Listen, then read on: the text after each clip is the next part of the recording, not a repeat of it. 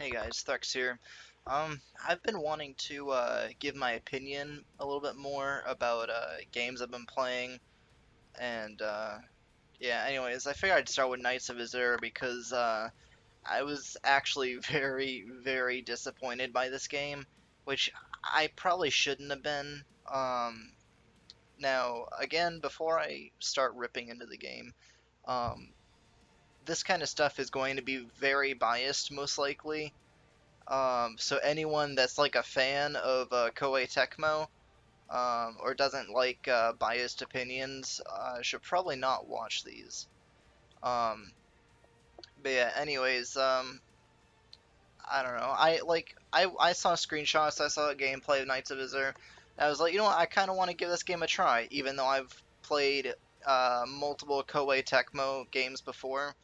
And the biggest issue with every Koei game I've played pretty much is, well, a number of things, but the controls that Koei sets up for their games is just atrocious. I don't know, I mean, anyone who's played a Koei Tecmo game before will know that the controls are horrible.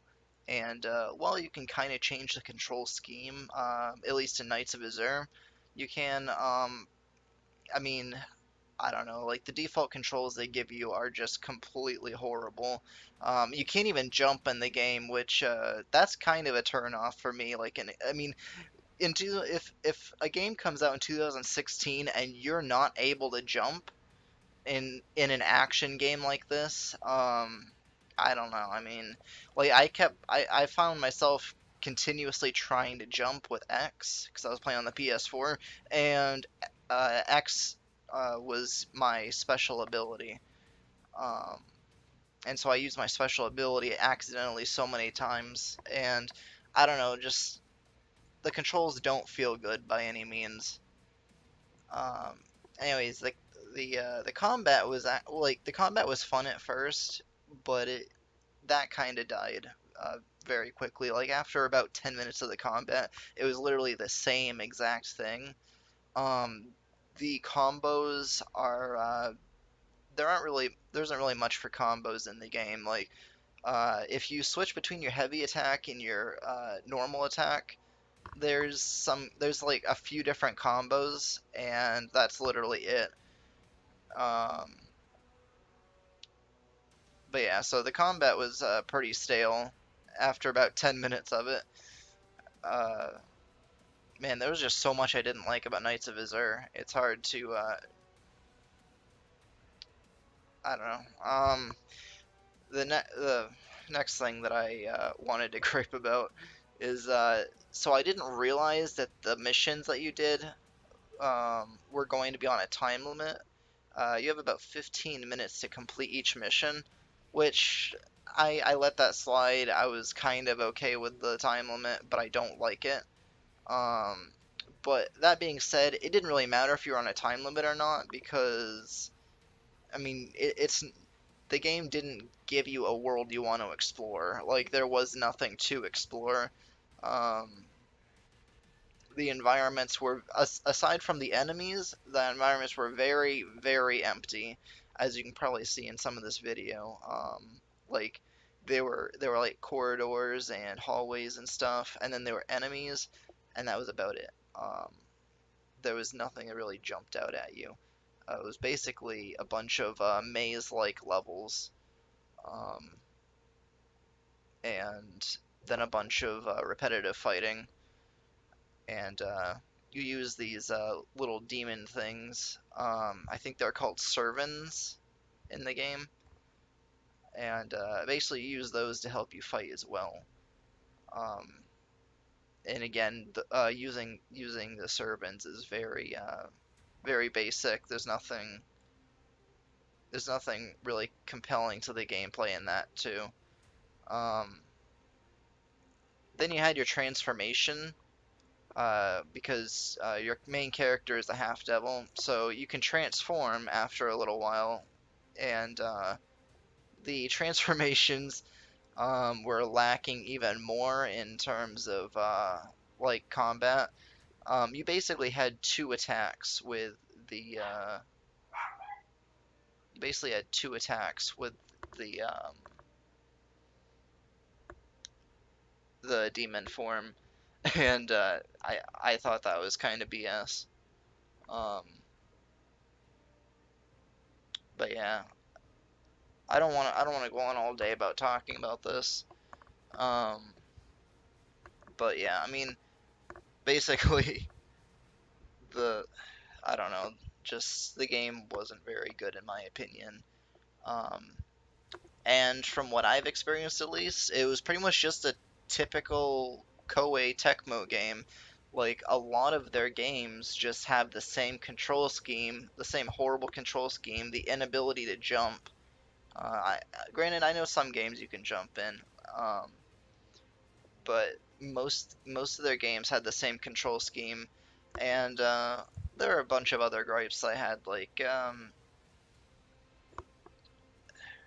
the main thing the main thing I decided to play this game for is the story because they kind of promised a an emotional, heartfelt story, and it was actually very basic. Like basically, this chick that you're playing as has to make a choice between saving the world or letting everybody in the world basically letting the world be destroyed to save her childhood friend.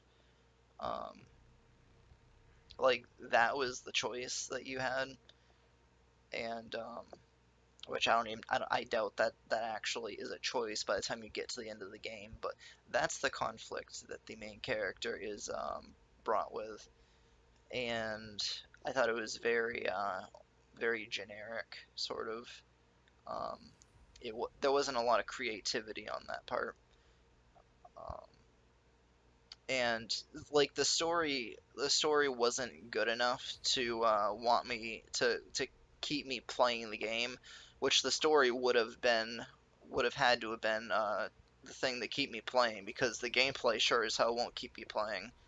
Um, and I think the biggest issue with a fair portion of Koei Tecmo's games is that if you play them, like, I mean, don't just take my opinion for it. I definitely try out the game if you have the ability to try out the game without buying it, like I did, like I got it from GameFly.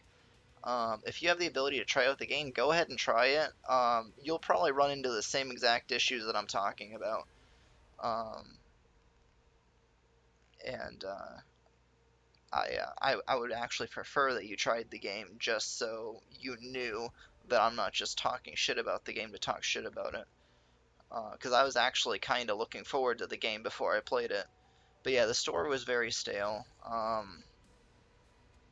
And another issue that I've noticed with a very large portion of Koei's games is the voice acting is, in my opinion, really bad. In the sense that, like, the voices for a lot of the characters don't feel like they fit the characters. I mean, it's Japanese voice acting anyways, so what do I know? I don't speak Japanese. But it's just like the character visually doesn't the visually the characters don't have voices that seem very fitting for them. And I don't know.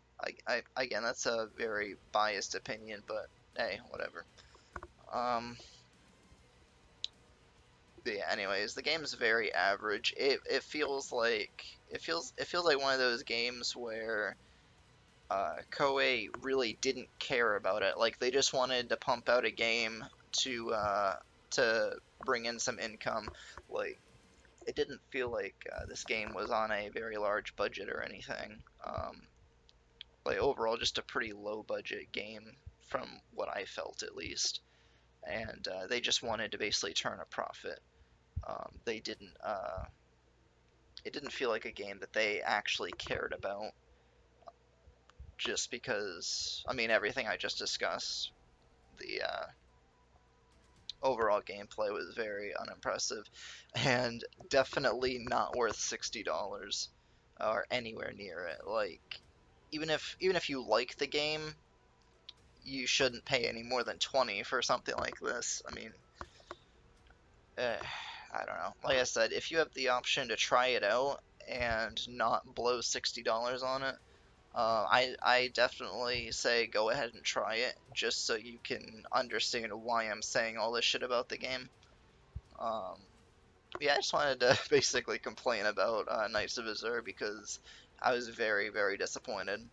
I mean, I live streamed the game. That's actually where I'm getting this gameplay footage from. I live streamed the game for, I think this stream was about an hour and 40 minutes. After the stream, I took the game and I put it back in the envelope and shipped it back to Gamefly. I was not impressed. But yeah. Anyways, if you've played the game and you think I'm wrong or you have anything to say, definitely just leave a message in the comments, and I always check my comments. So yeah, just I don't know, hit me up in the comments. Um, anyways, I'll this is Threx. I'll see you guys in the next video.